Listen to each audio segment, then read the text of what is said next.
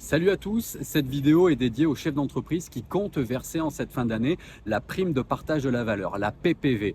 Vous la connaissez, la particularité de cette prime, c'est qu'elle est exonérée de charges, notamment si vous remplissez les conditions. Pour cela, on vous les rappelle en description de la vidéo si besoin. Je voulais revenir sur un sujet. En ce début d'année 2025, il y a eu un petit changement dans la loi, mais qui va tout changer au moment de verser cette prime. C'est que auparavant, jusqu'à l'année dernière, lorsque vous versiez cette prime, pour 1000 € de prime versée, vous aviez uniquement 1000 € à verser. Pas de charge salariale, pas de charge patronale, aucun impôt. Sauf que cette année, la différence, c'est que cette prime de partage de la valeur, elle rentre dans le calcul de la réduction générale. La réduction générale, on a fait une petite vidéo là-dessus, on vous la remet en description si besoin.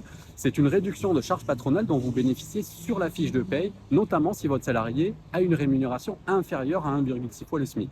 C'est cela, oui, oui, oui, oui. Eh bien, cette année, la prime de partage de la valeur, elle rentre en compte dans la rémunération prise en compte pour le calcul de cette réduction. Ça veut dire quoi concrètement? Eh bien, ça veut dire que la prime de partage de la valeur va augmenter la rémunération annuelle de votre salarié et vous allez vous retrouver ce mois-ci sur la fiche de paye avec une régularisation en votre défaveur de la réduction générale. Ça veut dire que désormais, pour 1000 € versés au titre de la prime de partage de la valeur, vous allez avoir certainement une régularisation de charges en votre défaveur, peut-être de 500, 600, 700 €. Ça veut dire que le budget global de votre prime cette année, ce n'est plus 1000 €, c'est 1500, 1600, 1700. Et ça, c'est pour une prime de 1000 €.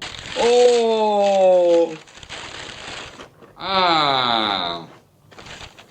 Comme vous le savez, la prime de partage de la valeur, elle peut aller jusqu'à 2000, 3000 €, voire plus si vous avez un accord d'intéressement dans l'entreprise. Eh bien, ça veut dire que dans ce cas-là, la régularisation de réduction générale dont vous aviez bénéficié va être proportionnelle à la prime. Donc désormais, pour une prime de partage de la valeur de 2500 à 3000 €, eh bien, vous allez devoir débourser certainement 3000, 3500, 4000, voire plus, en incluant la régularisation de réduction générale en votre défaveur.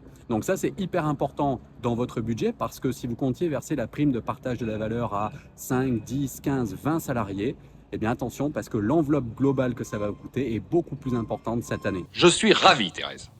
Voilà. Alors le but de la vidéo, ce n'est pas de vous dire de ne pas verser la prime de partage de la valeur, bien entendu. Si vous le pouvez, faites-le, mais prenez ça en compte parce que ça a été pour beaucoup d'employeurs une mauvaise surprise au moment de la verser cette année. C'est cela, oui. Malheureusement, j'ai bien l'impression que cette année, encore une fois, le Père Noël va être une ordure avec les chefs d'entreprise et qu'il n'apportera pas que des cadeaux dans la cheminée. Voilà, je vous dis à très bientôt dans une vidéo. Dites-nous en commentaire ce que vous en pensez, partagez, likez comme d'habitude et à très bientôt dans une autre vidéo.